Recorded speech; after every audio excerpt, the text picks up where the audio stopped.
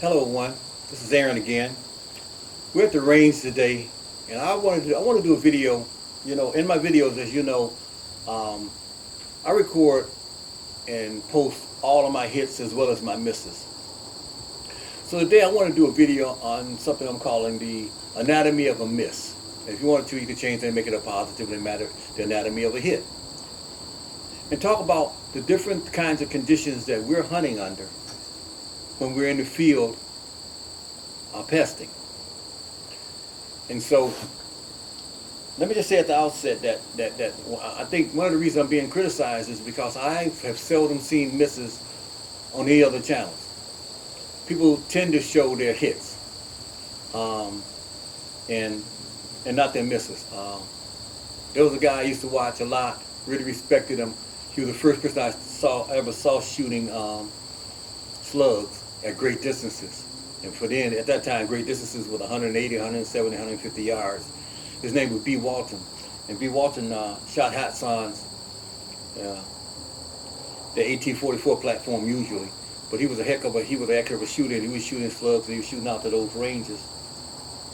And even he, when he was shooting, would set on a bucket and would have a very, very good shooting plane, either off of a tripod, and some of the guys that were shooting with it seemed like they had their own bench rest system going with them, which is what you need to do when you're out there. But he did post his misses. I had a lot of respect for him. He would show that shot where that pellet barely missed. I tend to think that there are guys out there right now who are promoting certain types of products who, in their agreement, can't show a miss because it makes the gun look bad. The gun has got to hit everything it shoot at, and not only that it have to kill it, it has to kill it instantly. Can't be any wings, not misses, but just wings.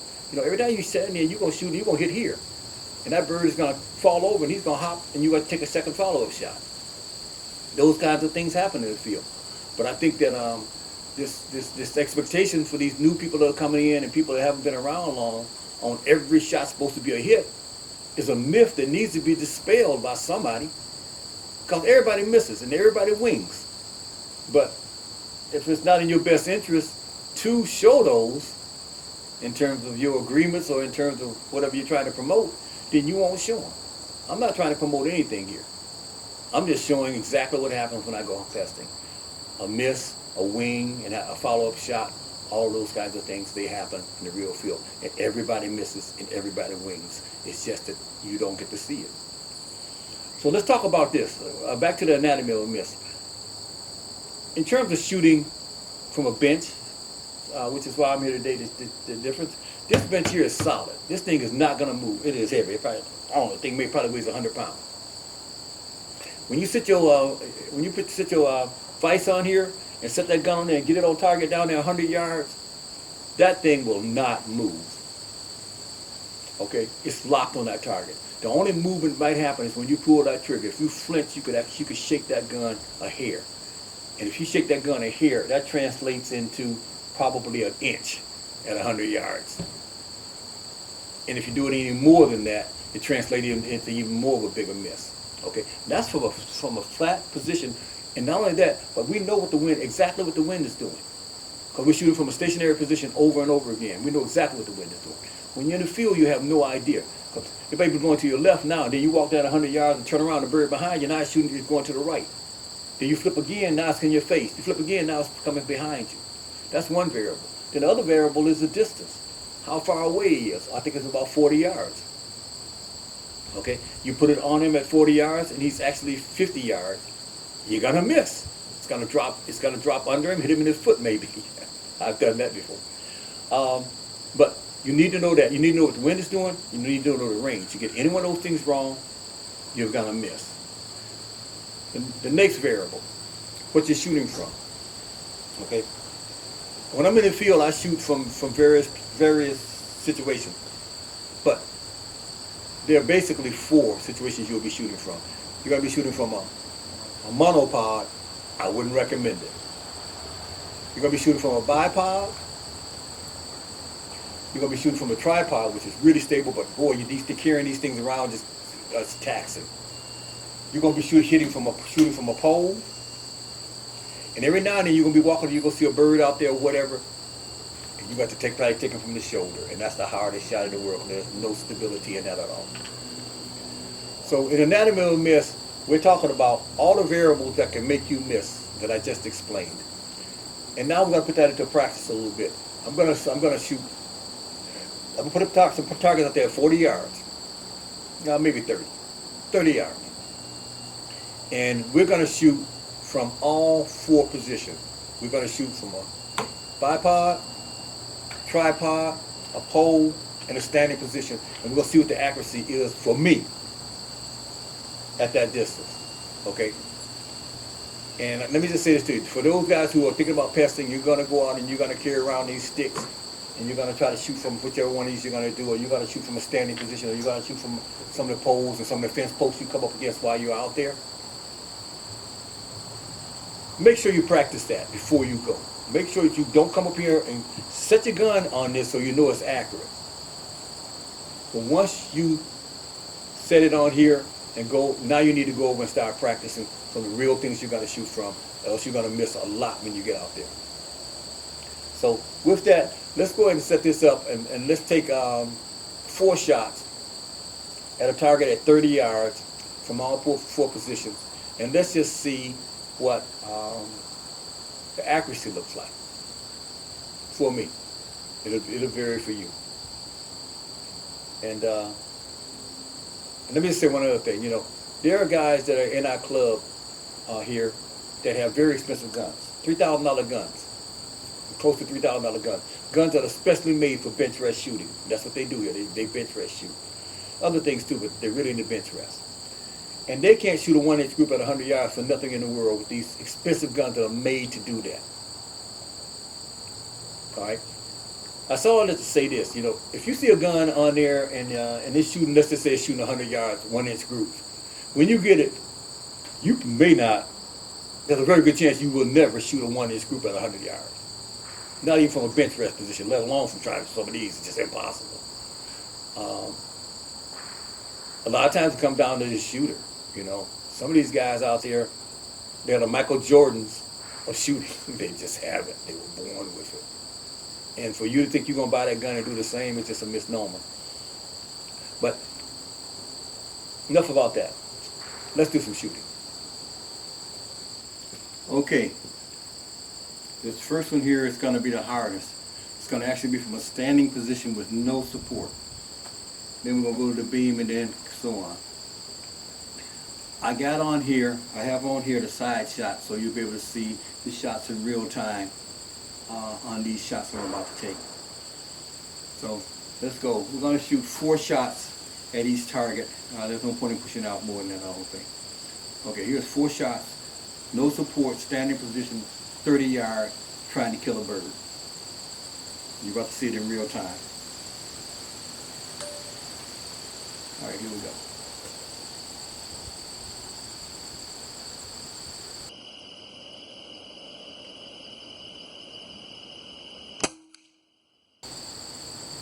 That would have been a kill.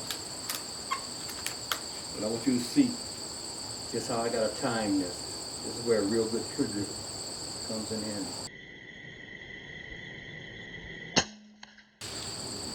And I've learned to do this pretty well. Look at the shake and look at where the targets are hitting.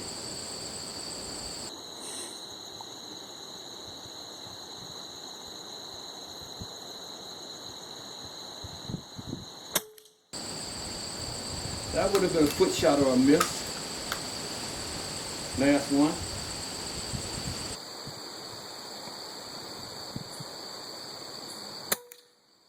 That would have been a clear miss. All right. That was real time shooting from a standing position.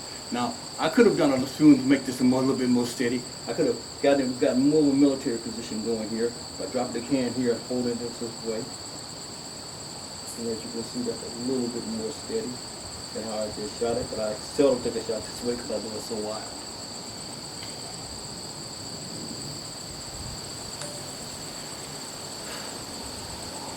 Okay. The next shot is going to be from the pole position. This is a lot of shots I take it here. Right? We see a bird there, and we got a rest here working for us.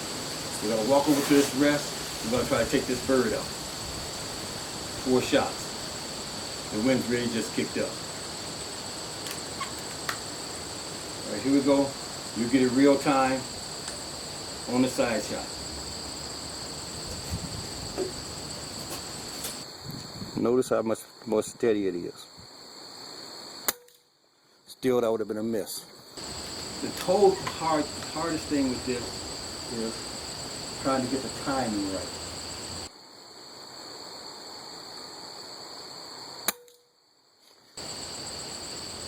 That would have been a kill.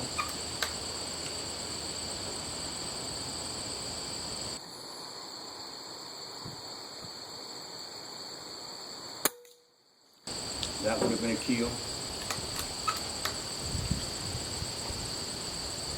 Last shot.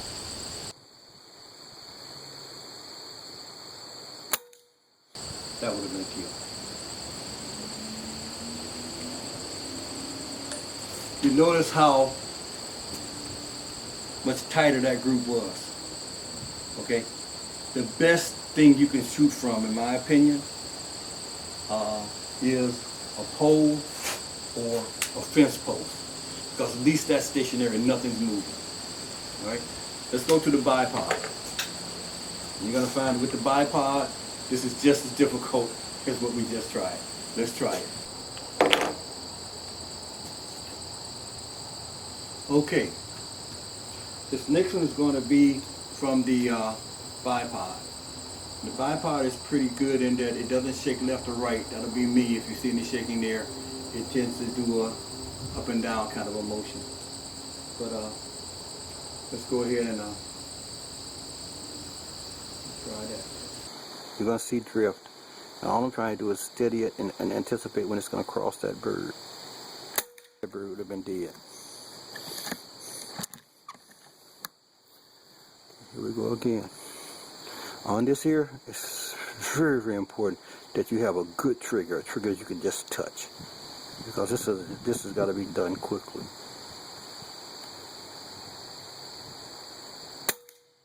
That would have been a dead bird.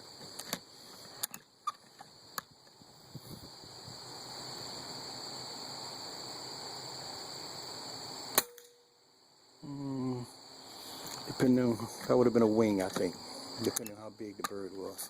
If it was a sparrow, might have been a miss or a wing. If it was a starling, it would have been a kill.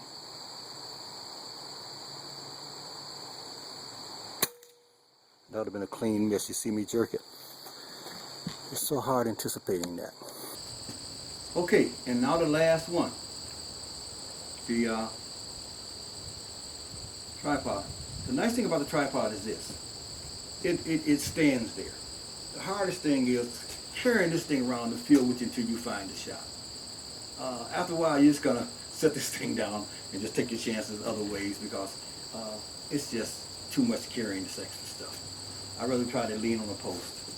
But let's go and let's try 4 shots. Tripod. Here we go.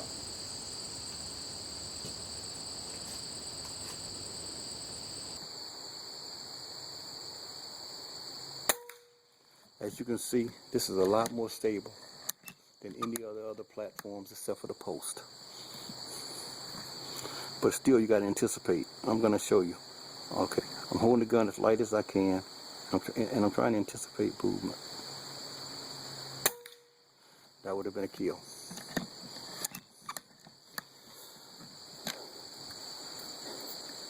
Because this thing is on the target, then it's off the target, then it's on the target. That would have been a kill.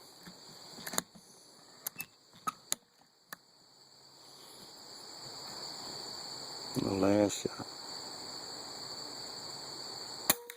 That would have been a kill. So as you can see, as you look at these targets, that would have been possibly 3 kills, maybe a wing. This would have been 1 kill, 2 kills, and a miss.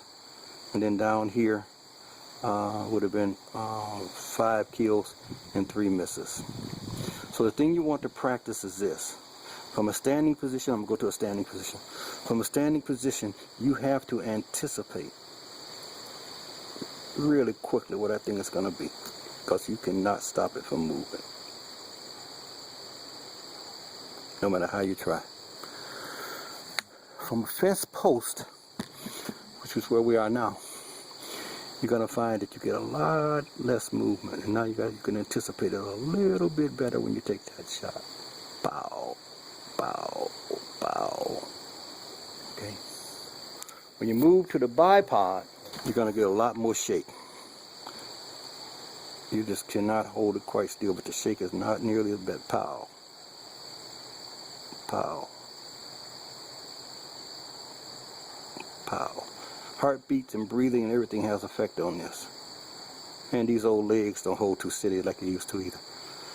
And then lastly, the tripod, which would be my favorite.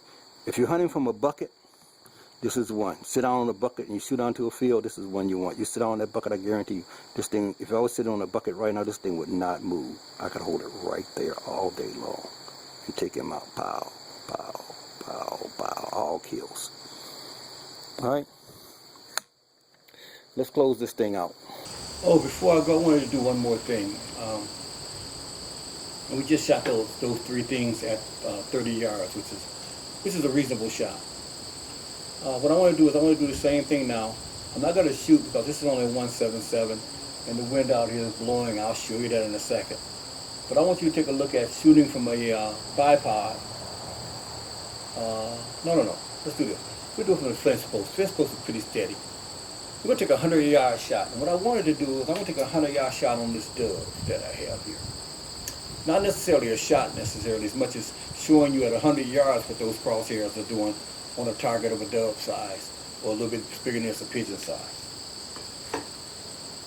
And also, if you shoot my 25 caliber, we're going to be shooting at things this size. Okay? I'll walk this out and see. But as you can see, if you're trying to go for a headshot, you got all of this. If you're going for a chest cavity shot, you got all of that. I'm talking about maybe 8 inches for a kill on this thing. So you got a little bit more play. So when you see those shots on those big animals at those distances, it's easy to believe. But when you start seeing guys taking 300-yard shots on something a little bit bigger than this,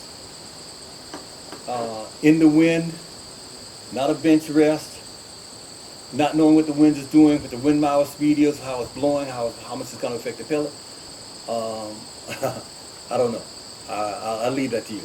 But let me just show you what it looks like one time. Let me stand up with the, get on this post with the gun here and show you what a 100-yard shot looks like through here, trying to take out a pest at that distance. Now down there they have, I see at least one or two, I'll tell you what, there's a bird and a rabbit down there in green. I'm going to try to hold these crosshairs on him at that distance with the holdover that it would be for this gun. The holdover for this at 100 yards would be approximately, if the wind wasn't blowing so hard, would be approximately 2.5 mil dots. So let's take a look at that shot from the post real quick before we go. Then we'll come and close this out. Let's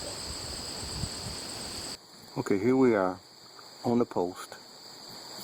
And let me get you tuned in here. Okay, there we are. Okay. That little duck down there would probably be about the size of maybe a dove. This is a 100-yard shot I need to hold. That's 1, that's 2.5, hold over. Okay. And I gotta pull this trigger off this and hit that bird with this kind of shake. And you're gonna always have a little bit of shake, but may not be this much. So that's one variable. And I'll just squeeze off around at it. Although this wind today is crazy. Let's see, where's that little fella there? So that's 1, 2.5 mil dots.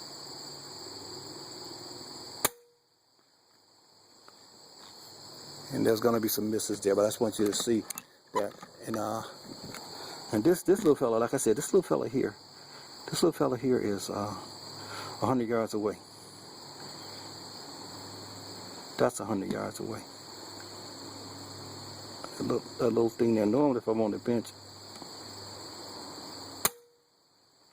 I can break that. Missed the high left, I can tell. The reason I know I missed the high left is because I didn't hear the wall hit, and it's clear all around it. So we'll bring it down a little bit.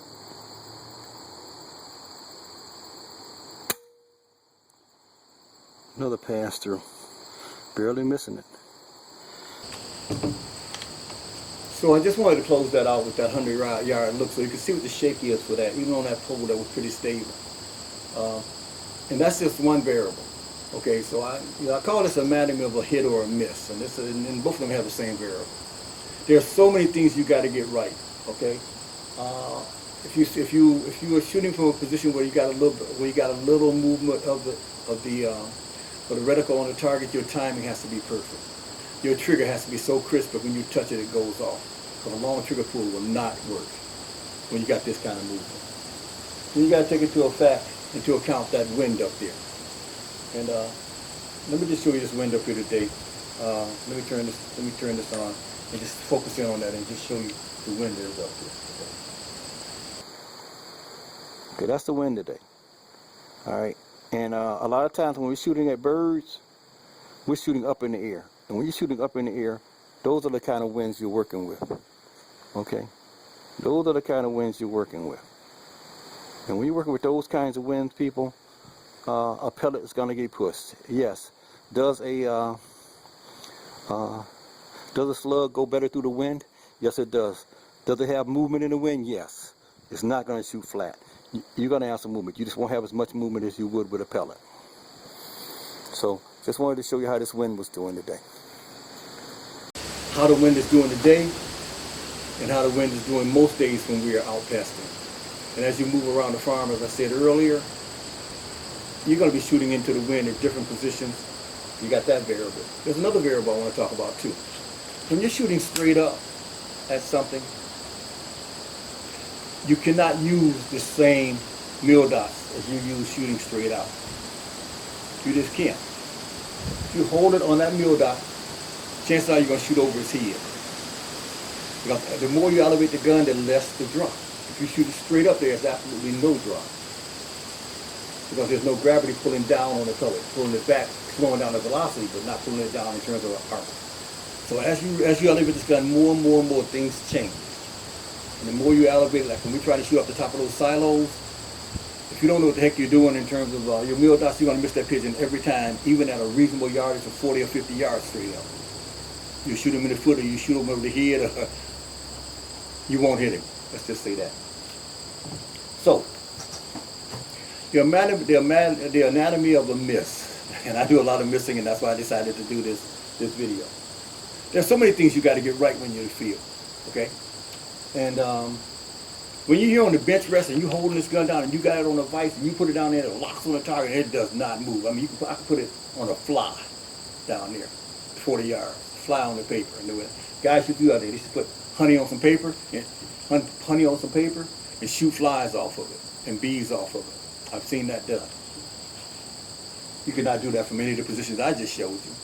But you can do it from a bench, because in the bench, all the variables are gone. It's locked down. You only got two variables now. Pellet drop and arc and windage. You get those two right, you win every time. But when you're in the field, those things do not apply. So please don't look at a video where a guy has missed or is doing some misses and think that there's something wrong there. There's something wrong when you see a guy making every shot in the field and everything is a center mass hit and there's no wounds and there's no misses. That's the fallacy. The other ones you're seeing are real. I just wanted to throw that out there because I'm really getting kind of tired of people telling me that I can't shoot. I already know that. You don't need to tell me that. Okay? But please, if you're going to tell me that I can't shoot, make it relative to all the other people out there who can shoot and are missing too, rather than just saying that I'm the only person on YouTube that can't shoot. Just saying. All right, got a few other videos in the can. I'll be kicking out to you pretty soon, another pesting video. I want to talk to you a little bit about my scope of choice. My next video will be about my scope of choice, which is the UTG 46 millimeter. Just a wonderful, wonderful scope. 4 to 16 power, or you can get 16 to 24. Under 200 bucks. Clear glass, side hill focus, the whole thing. And we'll talk about that in our next video. So thanks for tuning in. And this is one of those get it off your chest videos. So forgive me for anything I might have said that you guys don't like or don't agree with. As always, I welcome your comments. I thank you for your subscriptions, and really enjoy doing these for you.